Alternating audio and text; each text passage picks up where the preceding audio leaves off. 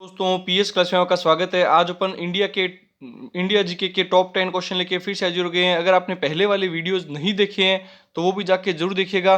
सारे के सारे इंपॉर्टेंट क्वेश्चन है और आज की क्लास एसएससी जीडी कांस्टेबल के लिए बहुत ज़्यादा इंपॉर्टेंट है। तो आज की क्लास में आपके कितने क्वेश्चन सही होते हैं कमेंट करके जरूर बताइएगा। तो क्लास शुरू करते हैं। पानीपत के प्रथम युद्ध एवं खानवा के युद्ध में बाबर की विजय का मुख्य कारण क्या था? पानीपत का प्रथम युद्ध और खानवा दोनों युद्धों में बाबर की विजय का मुख्य कारण क्या था? अधिक ताकतवर सेना का होना, बारूद का प्रयोग, तुलुगमा युद्ध पद्धति, उक्त दो व तीन दोनों। तो इसका सही आंसर होगा उक्त दो व तीन दोनों। ये दोनों वजह से ही बाबर जीता था। बारूद का प्रयोग करना भी सीख गया था वो और तुलुगमा युद्ध पद्धति भी सीख गया था। अब देखते हैं एक्स्ट्रा फैक्ट। बारूद का प्रयोग किससे सीखा था? वो तो ईरानियों से सीखा था। ईरान से सीख करके आया था वो बारूद का प्रयोग करना। तो ईरानियों से उन्होंने तोप खाने का और बारूद का प्रयोग सीखा था। और साथ साथ में तुलुगमा युद्ध पद्धति उसने मंगोलों से सीखी थी। किससे सीखी थी? मंगोलों से उसने तुलुगमा युद्ध पद्धति सीखी थी। ये भी आपको ध्यान में होना चाहिए। तो इन दोनों कारणों की वजह से ही वह पानीपत के प्रथम युद्ध और खानवा के युद्ध में जीत गया था। अब एक्स्ट्रा फैक्ट में और चीज बताता हूं। पानीपत का प्रथम युद्ध कब हुआ था? और पानीपत के युद्ध के पश्चात ही बाबर ने पूरे भारत में कब्जा किया था, मतलब पूरे भारत में मुगल वंश की स्थापना की थी सल्तनत काल को खत्म करके। तो पानीपत का प्रथम युद्ध कब हुआ था? 21 अप्रैल। याद रख लेना, ये डेट बहुत इंपॉर्टेंट है। 21 अप्रैल 1526। 21 अप्रैल 1526 में पानीपत का प्रथम युद्ध हुआ था। तो इसी दौरान उसने किसको हराया था? पानीपत के प्रथम युद्ध में सामने तो था बाबर और सामने उसके था इब्राहिम लोदी। इब्राहिम इब्राहिम इब्राहिम लोदी को हराया था। इब्राहिम लोदी को इसने हराया था। और वापस एक बार लिख देता हूं, इब्राहिम लोदी को हराया था। इब्राहिम लोदी को हराया था 1526 में जो युद्ध हुआ था। 21 अप्रैल 1526 में जो पानीपत का प्रथम युद्ध है बाबर और इब्राहिम लोदी के बीच में हुआ था। तो इब्राहिम लोदी हार गया था और उसके बाद में बाबर जीत गया था। इसके पीछे वजह क्या थी?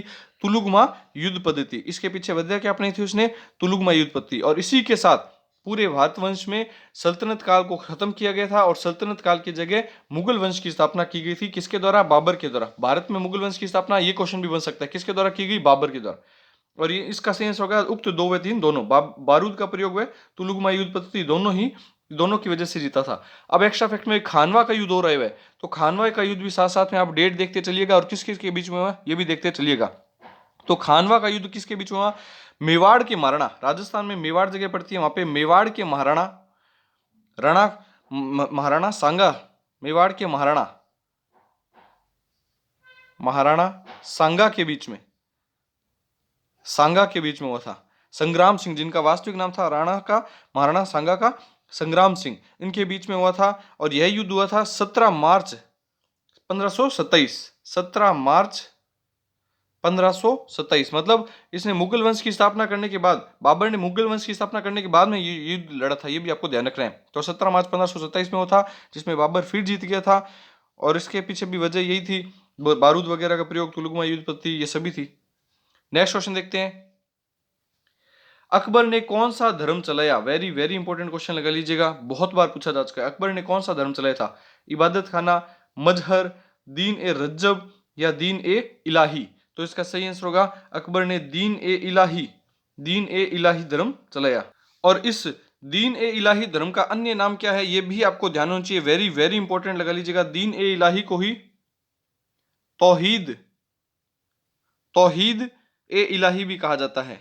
तौहीद ए इलाही भी कहा जाता है। तो ये दूसरा इसका नाम है, आपको ये भी याद रखना है। तौहीद ए इलाही धर्म भी किसे कहा जाता है? दीन ए इलाही धर्म को ही कहा जाता है। और इस धर्म को चलाने के पीछे अकबर की मानसिकता क्या थी वो भी आपको ध्यान में होना चाहिए। अकबर की मानसिकता थी सार्वभौमिक सहिष्णुता, सभी जगह भाईचारा व सहिष्णु प्रेम भाव से रहे। तो इसकी मूल उद्देश्य था कि सार्वभौमिक सहिष्णुता रहे, जिसे सुलह कुल की नीति कहते हैं। वेरी वेरी इंपॉर्टेंट, स्टार लगा लीजिएगा। सुलह कुल की नीति भी इसी धर्म के वजह का कहा जाता है। सुलह कुल की नीति की वजह से यह धर्म चलाया गया था। ये स्टार लगा लीजिएगा, ये नीति बहुत बार पूछी जा चुकी है। सुलह कुल की नीति किस धर्म में द्वारा अपनाई गई थी? तो दीन ए इलाही धर्म। और किसने चलाया? अकबर ने चलाया, और इसे तौहीद ए इलाही भी कहा जाता है। नेक्स्ट क्वेश्चन देखते हैं। अकबर के दीन ए इलाही धर्म को स्वीकार करने वाला एकमात्र हिंदू था। स्टार लगा लीजिए, ये क्वेश्चन भी बहुत इंपॉर्टेंट है। इस धर्म को स्वीकार करने वाला एकमात्र हिंदू कौन था? मान सिंह, टोडरमल, बीरबल या जय सिंह। तो इसका सही आंसर क्या होगा? इसका सही आंसर होगा बीरबल। बीरबल के द्वारा एकमात्र जो हिंदू था जिसने दीन ए इलाही धर्म को, या फिर तौहीद ए इलाही, बार बार बोल रहा हूं, तौहीद ए इलाही और दीन ए इलाही दोनों एक ही धर्म के नाम है, तो इसको किसने अपनाया था? सबसे पहले बीरबल ने अपनाया था। अब एक्स्ट्रा फैक्ट देखते हैं, बीरबल का वास्तविक नाम क्या था? यह भी आपको ध्यान में होना चाहिए। एक्स्ट्रा फैक्ट में बीरबल का वास्तविक नाम था महेश दास। महेश दास, ब्राह्मण थे ये, तो महेश दास ब्राह्मण और ब्राह्मण, तो इनके द्वारा ही कौन सा धर्म कौन से धर्म को अपनाया गया था? तो दीन ए इलाही धर्म को स्वीकार किया गया था। एकमात्र हिंदू थे, तो इसका सेंस होगा बीरबल। नेक्स्ट क्वेश्चन देखते हैं, अकबरनामा की रचना किसने की?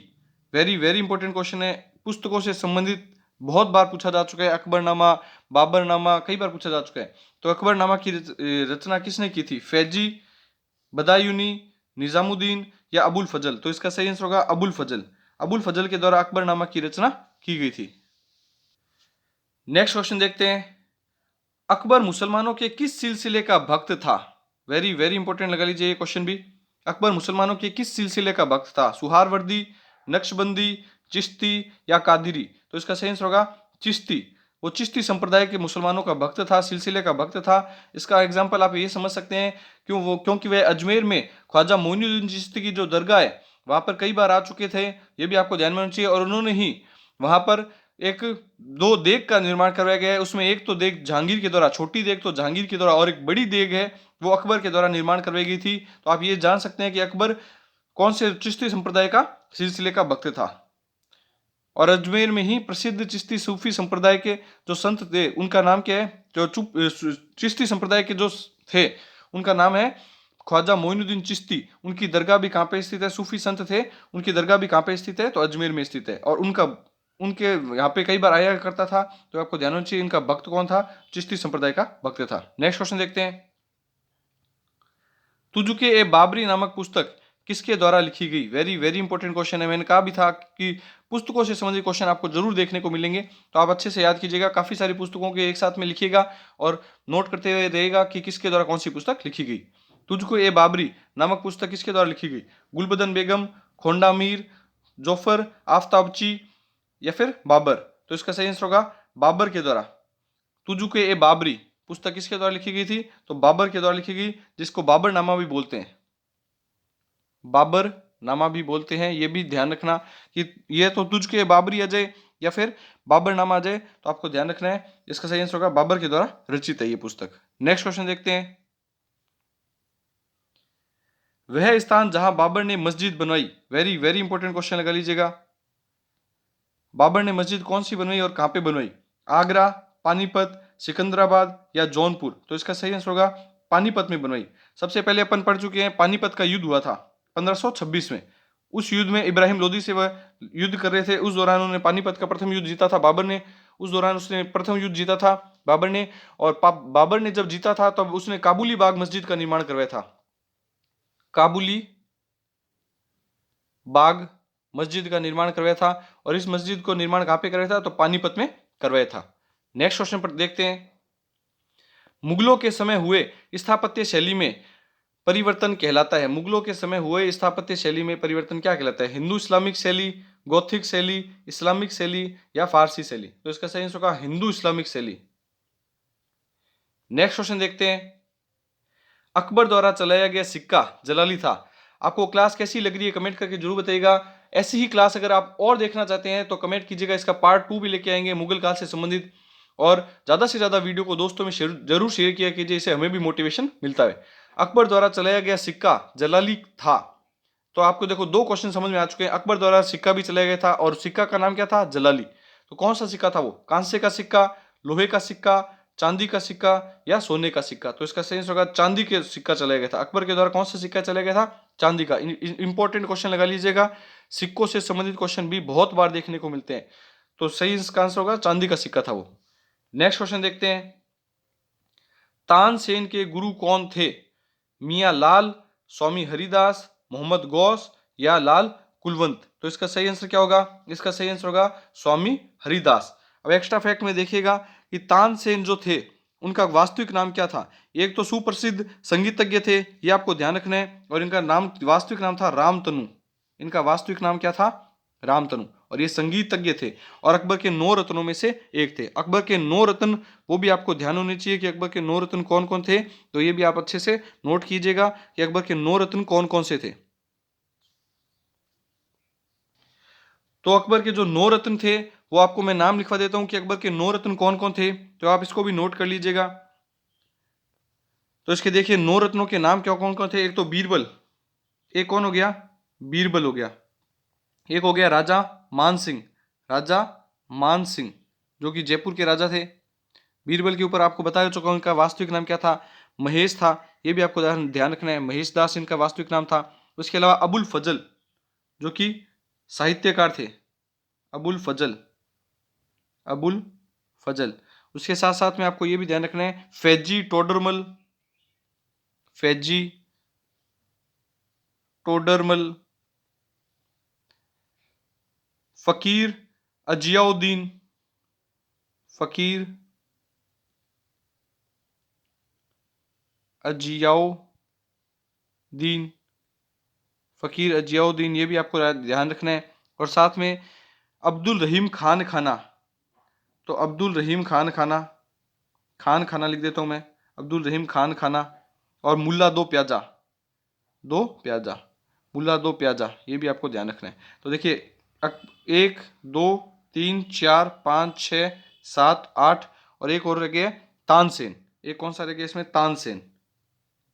ये 9, ये 9 के 9 आपको नाम याद रखने हैं।